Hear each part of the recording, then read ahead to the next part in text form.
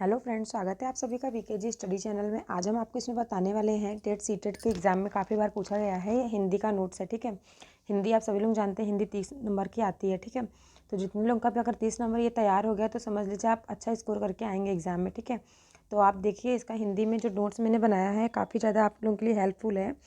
आप सभी लोग ध्यान से पढ़िएगा। मैं आप लोगों को बताने जा रही हूँ इसमें वर्ड के बारे में। ठीक है, वर्ड क्या है, और आपके एग्जाम में वर्ड से काफ़ी ज़्यादा क्वेश्चन 3 या 4 मार्क्स से क्वेश्चन पक्का है, आते हैं, हमेशा आते हैं, हर बार आया है ये। आप कोई सा भी उठा के देख लीजिए, अनसॉल्व आपको हर पेपर में दिखाई देगा। ठीक है, तो देखिए वर्ड किसे कहते हैं। वर्ड भाषा की सबसे छोटी इकाई है। वर्ड क्या है, भाषा की जो है सबसे छोटी इकाई है। वर्ड उस मूल ध्वनि को कहते हैं जिसको विभाजित नहीं किया जा सकता है। जिसको विभाजित नहीं किया जा सकता है, वर्डों जिसको विभाजित नहीं किया जाता, वर्णों को अक्षर है जिसका क्षरण ना हो। वर्णों को क्या कहते हैं, अक्षर कहते हैं जिसका क्षरण ना हो। वर्ण क्या है, ध्वनियों के लिखित रूप को वर्ण कहते हैं। वर्ण किसे कहते हैं, ध्वनियों के लिखित रूप को वर्ण कहते हैं जिसका विभाजन नहीं किया जा सकता है। वर्णमाला किसे कहते हैं, वर्णमाला क्या है, वर्णमाला के व्यवस्थित समूह को वर्णमाला कहते हैं।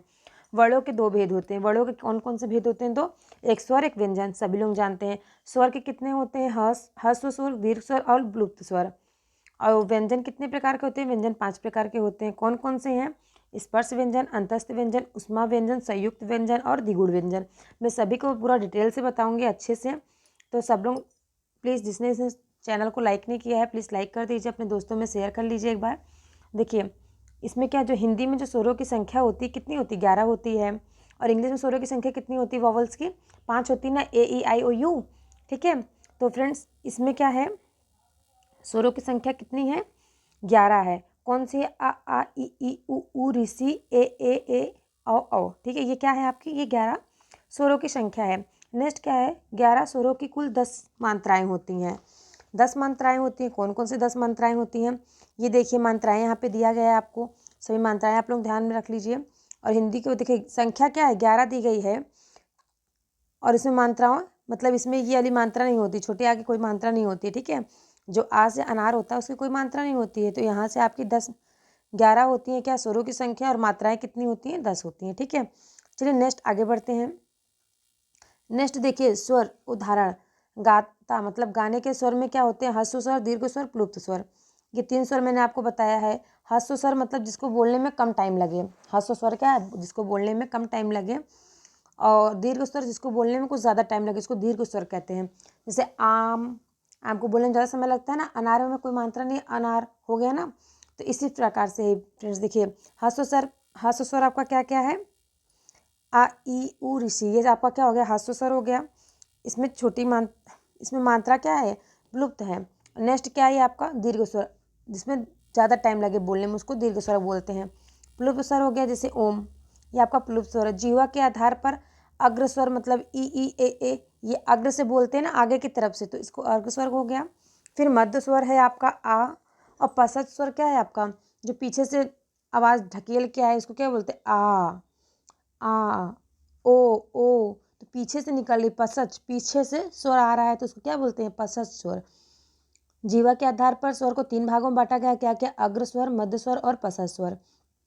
अब गाता मतलब बोलने के तरीके से कैसे बोला गया है, स्वर को कितने आधार पर बांटा गया, 3 आधार पर, ह्रस्व स्वर, दीर्घ स्वर और प्लुप्त स्वर। नेक्स्ट है मुख के खोलने के आधार पर विवृत स्वर, अर्धविवृत स्वर, समवृत विवृत स्वर और क्या है, अर्ध समवृत स्वर। ठीक है, ये 4 भागों में बांटा गया मुख के खुलने के आधार पर। विवृत स्वर हो गया आपका आ, अर्धविवृत स्वर हो गया आ ए ओ, समवृत स्वर क्या हो गया। देखिए आपके एग्जाम में कैसे क्वेश्चन बनते हैं, आपके एग्जाम में पूछ लेगा, 3-4 ऑप्शन दे देगा, पूछेगा इसमें ह्रस्व स्वर कौन सा है। तो आप अगर पढ़े रहेंगे तो आपको ध्यान रहेगा ना कौन सा ह्रस्व स्वर है, कौन सा दीर्घ स्वर है और कौन सा प्लुप्त स्वर है। और मुख खुलने के आधार पर स्वर को कितने भागों में बांटा गया, ऐसा आपका क्वेश्चन बनता है। ठीक है, ऐसे का बहुत कम पूछता है कि विवृत स्वर कौन सा है और अर्धविवृत स्वर कौन सा है। ठीक है, तो ये आप लोग ध्यान रखिएगा। मुख के खुलने के आधार पर स्वर को 4 भागों में बांटा गया, विवृत स्वर, अर्धविवृत स्वर, समवृत और अर्धसमवृत। ठीक है, नेक्स्ट क्या है, हिंदी में जो व्यंजनों की संख्या कितनी, 33 होती है। व्यंजनों की संख्या कितनी बताई गई, 33 बताई गई है। और स्वरों की संख्या कितनी बताई गई, 11 बताई गई। और मात्राएं कितनी बताई गई हैं, 10 बताई गई। ठीक है, ये आप लोग ध्यान में रखिएगा। नेक्स्ट चलिए आगे बढ़ते हैं। देखिए यहाँ पे व्यंजन का वर्ण किया गया है। व्यंजन की संख्या कितनी आपको बताई गई, 33 बताई गई। ठीक है, व्यंजन की संख्या 33 बताई गई है। कैसे देख लीजिए, स्पर्श व्यंजन जो है, अंतस्थ व्यंजन, उष्मा व्यंजन और कुल व्यंजन कितने हो गए, कुल 33 हो गए। तो जो आपके स्पर्श व्यंजन कौन से हैं, वो क वर्ग के, चा वर्ग के, टा वर्ग के, ता वर्ग के और पा वर्ग के, ये सब आपके क्या है, उष्मा व्यंजन है, ठीक है। और अंतस्थ व्यंजन आपके कौन से हैं, या, रा, ला, वा। उष्मा व्यंजन साथ साथ जिसको बोलने में मुंह से उष्मा निकले उसे उष्मा व्यंजन कहते हैं, ठीक है। उष्मा व्यंजन की संख्या कितनी होती है, 4 होती है। अंतस्थ व्यंजन की संख्या कितनी होती है, 4 होती है। और ये आपके स्पर्श व्यंजन की संख्या कितनी होती है, 25 होती है। एग्जाम में आपके ऐसे ही पूछ लेगा उष्मा व्यंजन की संख्या कितनी होती है, तो 25 होती है। और उष्मा व्यंजन आप लोग याद कर लीजिएगा, सा सा सा सा, ये आपको उष्मा व्यंजन है, ठीक है। स्पर्श व्यंजन में आपको बता रही थी, स्पर्श व्यंजन कितने होती है, 25 होती हैं। का वर्ग के आपके 5 हो गए, का, खा, गा, घा, अंगा। और चा वर्ग के, टा वर्ग के, ता वर्ग के, पा वर्ग के, सब आपके हो गए, ठीक है। नेक्स्ट देखिए, घोषत्व के आधार पर व्यंजन को 2 भागों में बांटा गया है। घोष अघोष आप लोगों ने पढ़ा होगा या फिर आप लोगों ने सुना होगा तो जानते होंगे घोष अघोष क्या होता है। देखिए, घोष के आधार पर क्या है, घोषत्व के आधार पर घोष को 2 भागों में बांटा गया, एक अघोष है और दूसरा क्या है, घोष। ये ऐसा आप अघोष और सघोष भी बोल सकते हैं, ठीक है। तो प्राणत्व के आधार पर व्यंजन को 2 भागों में बांटा गया है, अल्प प्राण, महाप्राण, मतलब प्राण में भी बांटा गया है। प्राणों के आधार पर व्यंजन को 2 भागों में बांटा गया, कौन कौन सा, अल्प प्राण और महाप्राण। मैं आपको सघोष अघोष ये भी बहुत अच्छे से बताऊंगी, ठीक है। नेक्स्ट देखिए, आपका यहाँ पे आ गया वर्णों का उच्चारण स्थान। वर्णों का क्या बताया गया, यहाँ पे उच्चारण स्थान बताया गया है। कौन कौन सा वर्णों का उच्चारण स्थान है। देखिए, ये जो आपके चारों वर्ड हैं, 5, 2, 2, 4, 2, 6, 6 वर्ड हैं जो आपके कौन से, ये नासिका, नाक से बोले जाते हैं, ठीक है। इनका उच्चारण स्थान देखिए, आप नाक से बोल के देख लीजिए, अंग, या, अड़ा, अना, ना, भ, ये सब कैसे है आपके, ये नाक से, नासिका से बोले गए शब्द हैं। ये आपके वत्सर्ज, दंत मूल। ता वर्ग किससे बोला, तो दंत से बोला जाता है, दांत से। ता से, ता वर्ग से सा तक। और वाह आपका क्या है, दंतोष्ठ है, दांत से और ओठ से लग के बोला जाता है, इसको क्या बोलते हैं, वाह बोलते हैं, ठीक है। उ पा वर्ग ये क्या है आपका, ओष्ठ है। ओ अंग क्या है आपका, ये कंठोस्थ है, मतलब कंठ से और ओठ से दोनों से बोला गया, ठीक है। फिर आपको देखिए मूर्धा बताया गया है, मुंह के भीतर के ऊपरी छत का अलग भाव। अगला भाग क्या है आपका, मूर्धा, ये आपका हो गया, ठीक है। नेक्स्ट आपको देवनागरी लिपि में कुल 52 वर्ण होते हैं। देवनागरी लिपि में आपकी जो स्वर व्यंजनों की संख्या है, आपका वर्णमाला, वो कितनी होती है, 52 होती हैं कुल। कैसे पूरी 52 होती है, देखिए स्वर आपका 11 मैंने आपको बताया था, ठीक है। इसमें अयोग वा 2 बताया गया है, 2 अयोग वा बताया गया। स्पर्श व्यंजन कितने, 25 से, ठीक है, मैंने आपको बताया। अंतस्थ व्यंजन 4 बताया है, अनुष्मा व्यंजन 4 बताया है, संयुक्त व्यंजन 4 बताया है, द्विगुण व्यंजन 2 हो गए, ठीक है। ये सब मिला के कितना हो गया, 52 हो गया। देवनागरी लिपि में कुल वर्णों की संख्या कितनी, 52 बताई गई, ठीक है। ये आप लोग ध्यान रखिएगा, आपके एग्जाम में पूछ लेता है अयोग वा कितने होते हैं, तो आप बताएंगे, ठीक है, 2 होते हैं, ठीक है। सब आप ध्यान रखिएगा। नेक्स्ट चलिए आगे बढ़ते हैं। नेक्स्ट देखिए, इसमें है अयोग वाह। अंग और आहा को अयोग वाह कहते हैं। अंग और आहा को क्या कहते हैं, अयोग वाह कहते हैं। इनका योग ना तो पूर्ण रूप से व्यंजन के साथ होता है और ना ही स्वर के साथ होता है, इसलिए इन्हें क्या, अयोग वाह कहते हैं। अंग और आहा का प्रयोग क्या है ना, इसका प्रयोग स्वर में होता है ना ही व्यंजन में होता है, तो इसलिए इसको क्या कहते हैं, अयोग वाह कहा गया है। द्विगुण व्यंजन क्या है, द्विगुण व्यंजन ढा ढा को द्विगुण व्यंजन कहते हैं। इन दोनों को क्या कहते हैं, द्विगुण व्यंजन कहते हैं। संयुक्त व्यंजन 2 वर्णों के रूप में बने हो वर्ण को संयुक्त व्यंजन कहते हैं। 2 वर्ण से मिले हो, या देखिए आपके एग्जाम में ये वाला काफ़ी ज़्यादा बार पूछा गया है, काफ़ी ज़्यादा बार आया भी है, डीएलएड में भी काफ़ी बार पूछा गया है क्वेश्चन। छा, ये किन 2 शब्दों से मिला है, तो आपको फ्रेंड्स किन 2 शब्दों से मिला, का और सा से मिलकर क्या बना है, छा बना है आपका। त्रा, आधा ता और रा, त्रा मिलकर के त्रा बना है। ज्या, बोलने में आपको समझ में आ रहा है ना क्या क्या मिलके बना हुआ है, ठीक है। ये क्या, श्रा, ये आपको समझ में आया, ये आपका पक्का है, ये आपके एग्जाम में पूछा जाएगा। इन चारों में से एक तो पक्का आते हैं, ठीक है। तो आप लोग इसको ध्यान से पढ़ लीजिएगा एक बार, बल्कि लिख के पढ़ेंगे तो ज़्यादा अच्छा समझ में आएगा आप लोगों को, ठीक है। नेक्स्ट आपका वर्णमाला, अघोष और घोष। देखिए, घोष और घोष क्या है, स्पर्श व्यंजन क्या है, और क्या था, उष्मा व्यंजन, स्वर, ये सब इसमें देखिए आपको पूरा अच्छे से समझाया गया है। पूरा तालिका बना के मैं बता रही हूँ आपको, तो इस पूरा तालिका को समझिए आप। पूरा वर्णमाला देखिए इसमें लिखा गया है, ठीक है। का, खा, गा, घा। कंठ से देखिए बोलने वाले कौन कौन से हैं, का, खा, हा, गा, घा, अंगा, आ। ये सब आपका कैसे आ रहा है, कंठ से बोलने वाले सवाल आ रहे हैं, ठीक है। ये स्पर्श व्यंजन है। ऊष्मा व्यंजन, संयुक्त व्यंजन, दीर्घ, अस्वर्ग, अल्प अंतस्थ, अल्प प्राण, महाप्राण, अल्प प्राण, महाप्राण, ये सब देखिए आपका दिया गया है।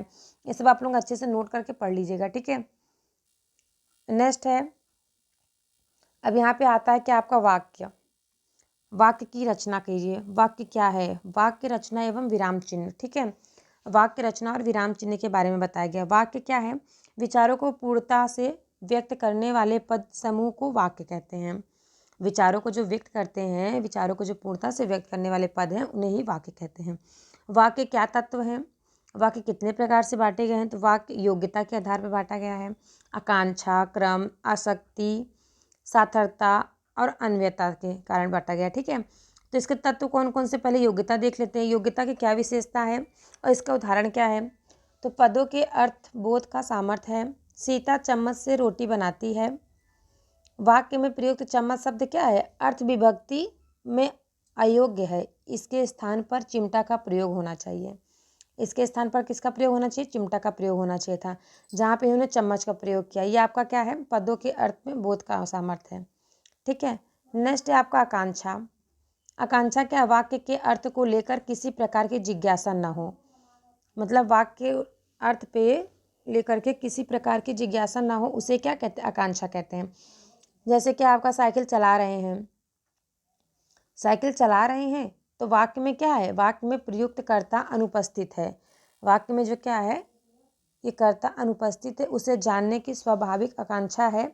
यदि कर्ता के स्थान पर बच्चे या अन्य कर्ता प्रयुक्त हो तो वाक्य पूर्ण होगा, ठीक है। तो वाक्य क्या होगा? पूर्ण होगा। नेक्स्ट चलिए देखते हैं आगे। क्रम के, आसक्ति, संदिग्ध के, सार्थकता के और अन्वयता के। तो क्रम में क्या है? क्रम में देखिए, वाक्य में प्रयुक्त पदों की उचित क्रम व्यवस्था हो, कर्ता प्लस कर्म प्लस क्रिया, ठीक है। क्रम क्या बताया गया? पहले कर्ता, फिर कर्म, फिर क्रिया, ठीक है। और उसमें पहले क्या बता दिया? देखिए इसमें इन्होंने क्या किया? चम्मच की जगह, चिमटा की जगह चम्मच को यूज कर दिया है। तो ये जो योग्यता है, जो पदों के अर्थ का बोध है, सामर्थ्य है इसमें, ठीक है। नेक्स्ट में देखिए, साइकिल चला रहा है, इसमें पता ही नहीं क्रिया कर्ता कौन है, कौन साइकिल चला रहा है, केवल साइकिल चला रहे हैं, कौन चला रहा है कुछ नहीं इसमें पता। तो इसमें क्या है? वाक्य के अर्थ को लेकर किसी प्रकार की जिज्ञासा ना हो। और इसमें जो क्रम में बताया गया है, इसमें क्रम में बताया गया जो पहले कर्ता होगा, फिर क्रम होगा, फिर क्या है? क्रिया होगी। तो लेख मोहन लिखता है, पहले कर्ता क्या कर रहा है? लेख। कर्म कौन कर रहा है? मोहन कर रहा है। क्रिया क्या कर रहा है? लिख रहा है, ठीक है। तो पदों का उचित क्रम इस प्रकार होगा, मोहन लेख लिखता है, तो ये क्या है? शुद्ध है आपका, ठीक है। आपके एग्जाम में दे देता है ना, वाक्य शुद्ध है अशुद्ध है, तो वही इसमें मतलब इसको आप अगर वाक्य प्रयोग पढ़ के जाएंगे तो आप अच्छे से स्कोर कर पाएंगे, ठीक है। आसक्ति संदिग्ध, वाक्य के पदों में उचित दूरी हो। वाक्य के जो पद है उसमें क्या? उचित दूरी हो। मैं पुस्तक पढ़ता हूँ, तो पदों की अति निकटता में पुस्तक पढ़ता हूँ, तो पदों की क्या है? पदों की जो अधिक दूरी है, मैं पुस्तक पढ़ता हूँ, पदों की उचित दूरी सही है, ठीक है। नेक्स्ट है सार्थकता। क्या है आपका? वाक्य में प्रयुक्त शब्दों की सार्थकता। तो पानी वानी पियेंगे, तो इसमें क्या है? इन्होंने कहा पानी वानी पियेंगे, तो वाक्य में जो प्रयुक्त वानी है वो शब्द का निरर्थक है, तो इसका प्रयोग क्या? उचित नहीं है, ये अनुचित है। और ये क्या है? आपका जो वाक्य है ये अशुद्ध है, पानी वानी नहीं होगा, पानी पियेंगे, ठीक है। नेक्स्ट है आपका अन्वय। अन्वय में क्या है? अन्वय देख लेते हैं। अन्वय जो वाक्य में लिंग, वचन, काल, कारक का क्रिया के साथ उचित मेल हो।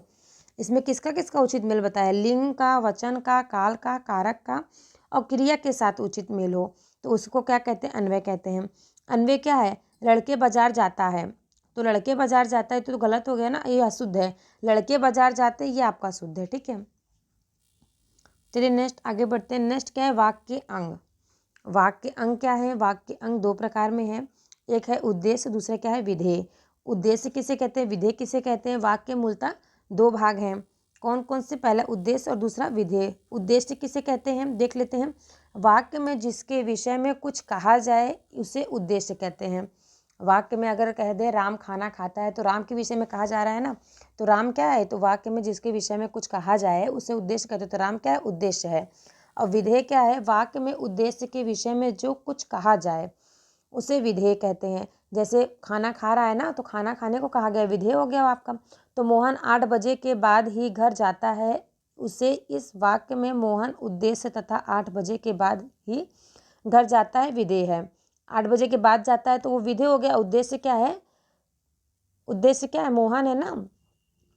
नेक्स्ट देखिए, वाक्य के कितने भेद होते हैं? रचना के आधार पर और अर्थ के आधार पर। वाक्य के जो भेद होते हैं 2 प्रकार के होते हैं, एक रचना के आधार पर हो गया, दूसरा क्या है? वाक्य के अर्थ के आधार पर। तो रचना के आधार पर क्या क्या है? सरल वाक्य, मिश्रित वाक्य और संयुक्त वाक्य। और अर्थ के आधार पर क्या क्या है देख लेते हैं। अर्थ के आधार पर आपका पहला विधि विधान वाचक वाक्य, दूसरा है निषेधवाचक वाक्य, तीसरा है आज्ञावाचक वाक्य, चौथा है प्रश्नवाचक वाक्य, पांचवा है विस्मयवाचक वाक्य, छठवां है संदेशवाचक वाक्य, सातवां है इच्छावाचक वाक्य और आठवां है संकेतवाचक वाक्य। ठीक है, ये आपका क्या हो गया? ये आपके अर्थ के आधार पर हो गया। और ये दूसरा पहला क्या था? सरल। रचना के आधार पर, तो रचना के आधार पर सरल वाक्य, मिश्रित वाक्य और संयुक्त वाक्य। अब मैं इन सबको आपको डिस्क्राइब करके बताती हूँ पूरा अच्छे से डिटेल से, जिससे आप एग्जाम में अच्छे से कर पाएँ, अच्छे से समझ सकें। ठीक है, देखिए यहाँ पे देखिए मैं आपको क्या बताई थी। रचना के आधार पर, रचना के आधार पर क्या है? वाक्य की रचना के आधार पर बांटा गया 3 भाग में, सरल वाक्य, मिश्रित वाक्य और संयुक्त वाक्य। सरल वाक्य क्या है? सरल वाक्य के लक्षण क्या है और उदाहरण उनके देख लीजिए। तो लक्षण इसका क्या? एक उद्देश्य एवं एक विधेय अथवा मात्र एक मुख्य क्रिया।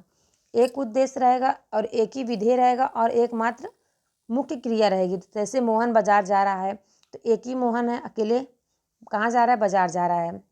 एक ही जगह जा रहा है, अकेले जा रहा है। ठीक है, और क्या कर रहा है? केवल जा रहा है। नेक्स्ट है मोहन सोहन जाते हैं और इन 10 वर्षों में देश ने काफ़ी प्रगति की। ये आपका क्या हो गया? सरल वाक्य हो गया।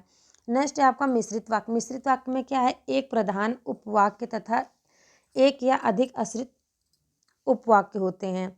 संयोजक अन्य की, जो की, क्योंकि, चूंकि, यदि, यद्यपि, तथा, जो, सो इत्यादि। ये सब क्या है आपका? जैसे पैसा कमाना एक बात है और उसे ठीक से खर्च करना दूसरी बात है। ठीक है, ये क्या है? मिश्रित वाक्य हो गया। मिश्रित वाक्य में पहला वाक्य क्या उसने कहा? पैसा कमाना एक अलग बात है और उसे खर्च करना दूसरी बात है। ठीक है, इसने 2 बात कहा, तो ये मिश्रित वाक्य हो गया। दूसरा एग्जाम्पल इसका क्या है? यद्यपि मोहन धनी है तथा भी बहुत दुखी है। मतलब वो धनी भी है और वो क्या है? दुखी भी है। ये आपका मिश्रित वाक्य है। नेक्स्ट है, उसने क्या कहा? शिक्षक ने कहा कि कल छुट्टी है। पहला तो शिक्षक कह रहा है, दूसरा क्या कह रहा है? शिक्षक कारण बता रहा है ना, कल छुट्टी है। नेक्स्ट है आपका संयुक्त वाक्य। संयुक्त वाक्य किसे कहते हैं? समुच्चय बोधक अवयव द्वारा 2 या 2 से अधिक सरल या मिश्रित वाक्य का संयुक्त एवं संयुक्त वाक्य कहलाता है। संयुक्त रूप ही क्या कहलाता है? संयुक्त वाक्य कहलाता है। इसका एग्जाम्पल क्या है? मैं पढ़ता हूँ और वह खेलता है। मतलब कह रहा है मैं पढ़ता हूँ और वह खेलता है, करो या मरो। रास्ते में बहुत तेज धूप है इसलिए मैं नहीं आ सकता। ये किसने कहा है? संयुक्त वाक्य है। ठीक है, ये किसका उदाहरण है? संयुक्त वाक्य का। नेक्स्ट है आपका अर्थ के आधार पर। अर्थ के आधार पर देखिए, विधानवाचक, निषेधवाचक, आज्ञावाचक, प्रश्नवाचक और क्या था? विस्मयवाचक, संदेशवाचक और इच्छावाचक, संकेतवाचक। ये आपका मैं पूरा अच्छे से डिटेल बताती हूँ, इसकी परिभाषा एवं पहचान और इसका उदाहरण भी है। तो विधानवाचक क्या है? जिसके किसी बात के होने का बोध हो। जिसके क्या? किसी बात का होने का बोध हो, उसे क्या कहते हैं? विधानवाचक वाक्य कहते हैं। उसका उदाहरण क्या? सूर्य पूरब से उगता है, हम खाना खा चुके हैं और प्रयागराज तीर्थों का राजा है। प्रयागराज किसका राजा? तीर्थों का राजा है। ठीक है, नेक्स्ट है आपका निषेधवाचक। निषेधवाचक में क्या है? जिससे किसी बात में ना होने का बोध हो। जिससे किसी बात का ना होने का बोध हो उसे क्या कहते हैं? निषेधवाचक वाक्य कहते हैं। जैसे इसका उदाहरण है, मैं अब और नहीं खा सकता, मोहन ने परीक्षा नहीं दिया, दुर्योधन वीर था पर जीत नहीं सका। ये क्या आपका? निषेधवाचक वाक्य है। ठीक है, नेक्स्ट है आपका आज्ञावाचक वाक्य। ये क्या है? आज्ञावाचक वाक्य क्या परिभाषा है? इसकी परिभाषा है जिससे किसी तरह की आज्ञा का बोध ना हो। जिससे किसी आज्ञा का बोध हो उसे क्या कहेंगे? आज्ञावाचक। जैसे किसी ने आज्ञा दी, चाय लाओ, फूल तोड़ो, तुम खाओ, तो ये क्या हो गया आपका? ये आज्ञावाचक शब्द हो गया। ठीक है, नेक्स्ट है आपका प्रश्नवाचक वाक्य। प्रश्नवाचक जैसे किसी प्रकार के प्रश्न किए जाने का बोध हो, वाक्य के अंत में प्रश्नवाचक चिन्ह का प्रयोग किया जाता है, उसे क्या कहते हैं? प्रश्नवाचक कहते हैं। जैसे एग्जाम्पल लीजिए, क्या तुम खाना खा रहे हो? क्या तुम पढ़ रहे हो? तुम्हारा नाम क्या है? तुम्हें रोज क्या क्यों देरी होती है, ये सब आपका क्या हो गया, प्रश्नवाचक वाक्य हो गया। ठीक है, आपको समझ में आया। विधि विधानवाचक, निषेधवाचक, आज्ञावाचक और प्रश्नवाचक। आज्ञावाचक कोई आज्ञा दे रहा है, प्रश्नवाचक में कोई प्रश्न पूछ रहा है। ठीक है, और विधि विधानवाचक क्या है, तो विधि का विधान है ना, जैसे सूर्य पूरब से उगता है, हम खाना खा चुके हैं, प्रयागराज तीर्थों का राजा है, ये आपका विधि विधानवाचक हो गया। ठीक है, इसकी परिभाषा, पहचान और उदाहरण में आपको सब बता दी हूँ। नेक्स्ट चलिए आगे बढ़ते हैं। इसमें है आपका विस्मयवाचक, विस्मयवाचक, संकेतवाचक और इच्छावाचक, संकेतवाचक। ठीक है, यह आपका संदेशवाचक है। ठीक है फ्रेंड्स, जिसमें किसी को संदेशा भेजा जाता है। ठीक है, जैसे देखिए पहले मैं आपको बताती हूँ विस्मयवाचक।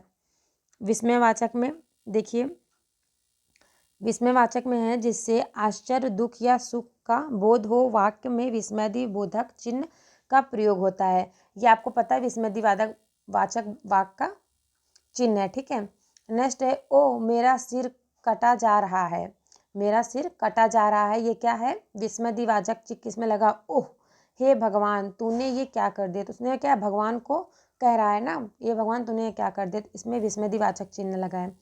अरे मैं वो व्यक्ति नहीं हूँ जो तुम समझ रहे हो। ठीक है, ऐसा ही वाक्य बोलता है जिसमें विस्मयदिवाचक चिन्ह लगता है, इसमें विस्मयवाचक चिन्ह लगा होता है, उसे क्या कहते हैं, विस्मयवाचक वाक्य कहते हैं। ठीक है, नेक्स्ट है आपका संदेशवाचक। ठीक है, क्या है, संदेशवाचक वाक्य। संदेशवाचक वाक्य क्या है फ्रेंड्स, देखिए जिससे किसी बात का संदेश प्रकट हो, जिससे किसी बात का संदेश प्रकट हो उसे क्या कहेंगे, संदेशवाचक वाक्य कहते हैं।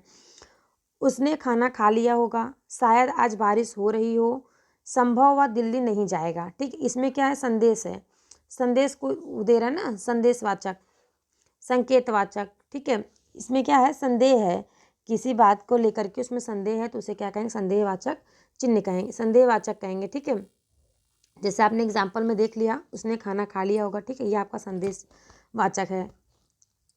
ठीक, चलिए नेक्स्ट आगे बढ़ते हैं। दूसरा क्या है आपका इच्छावाचक। इच्छावाचक में क्या है, जिससे किसी प्रकार की इच्छा या शुभकामना का बोध हो उसे क्या कहेंगे, इच्छावाचक। तुमने अपने काम में सफल रहो, तुम अपने काम में सफल रहो, ये क्या है, उसमें अपनी इच्छा प्रकट कर रहा है। सदा सत्य बोलना चाहिए, तो वो आदमी दूसरे के ऊपर अपना इच्छा को प्रकट कर रहा है और इच्छा को अपने बता रहा है, तो यहाँ पे क्या हो रहा है, इच्छावाचक वाक्य का प्रयोग हो रहा है। ठीक है, ये आपको इच्छावाचक हो गया आपका। नेक्स्ट है संकेतवाचक। संकेतवाचक में क्या है फ्रेंड्स, संकेतवाचक वहाँ पे प्रयोग होता है जहाँ एक वाक्य दूसरे की संभावना पर निर्भर हो, वहाँ पे क्या होगा, संकेतवाचक होगा। बरसात होती हो तो फसल न सूखती, यदि तुम खाओ तो मैं भी खाऊं, वह देर से स्टेशन पहुंचा इसलिए गाड़ी छूट गई। यहाँ पे क्या है, संकेत दे रहा है वो, अगर बरसात होती तो फसल ना सूखती, वो किसी चीज़ को किसको संकेत दे रहा है, बरसात को संकेत दे रहा है, अगर वो बारिश करता तो फसल ना सूखती। ठीक है, तो यहाँ पे आपका कौन सा यूज हो रहा है, संकेतवाचक वाक्य। तो फ्रेंड्स मैं आपको पूरा बता चुकी हूँ वाक्य के बारे में, संयुक्त वाक्य, मिश्रित वाक्य और सरल वाक्य। वाक्य मतलब वो रचना के आधार पर मैंने बता दिया और ये अर्थ के आधार पर भी मैंने बता दिया आपको। ठीक है, अब यहाँ पे आपका आता है वाक्य अशुद्धि और शुद्धि, ये आपको मैं नेक्स्ट वीडियो में बताऊंगी। ठीक है, अब तक जितना भी आप लोगों ने पढ़ा आप लोगों को समझ में आया हो, आप लोगों को मेरी वीडियो अच्छी लगी तो प्लीज़ लाइक कीजिएगा, अपने दोस्तों में ज़्यादा से ज़्यादा शेयर कीजिएगा। मिलते हैं आपसे नेक्स्ट वीडियो में, तब तक के लिए बाय बाय।